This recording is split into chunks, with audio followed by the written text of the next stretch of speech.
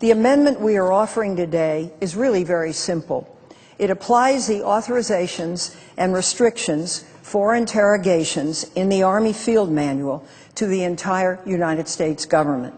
It extends what Congress did in 2005 by a vote of 90-9 with the Detainee Treatment Act. President Obama banned the use of coercive and abusive interrogation techniques by executive order in his first few days in office, actually on January 22, 2009. That executive order formally prohibits, as a matter of policy, the use of interrogation techniques not specifically authorized by the Army Field Manual on human intelligence collector operations.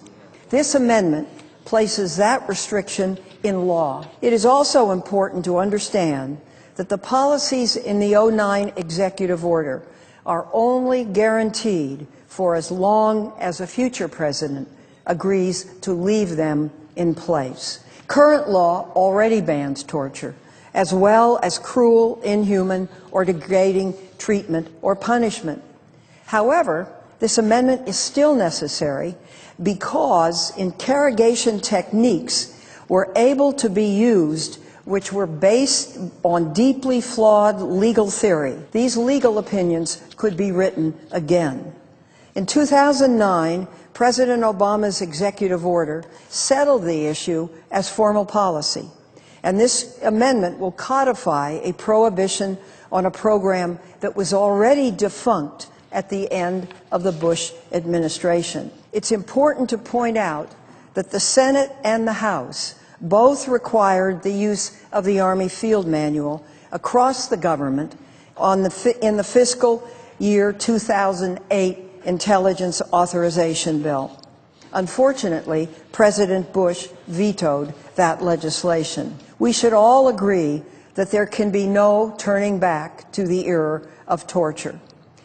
Interrogation techniques that would together constitute torture do not work.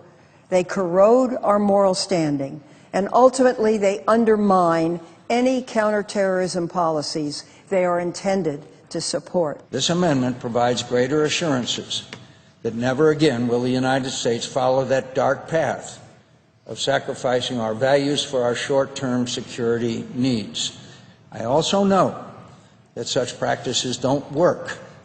I know from personal experience that the abuse of prisoners does not produce good, reliable intelligence. I firmly believe that all people, even captured enemies, possess basic human rights which are protected by international standards often set by America's past leaders. Our enemies act without conscience. We must not. On this, the yeas are 78, the nays are 21. The amendment is agreed to.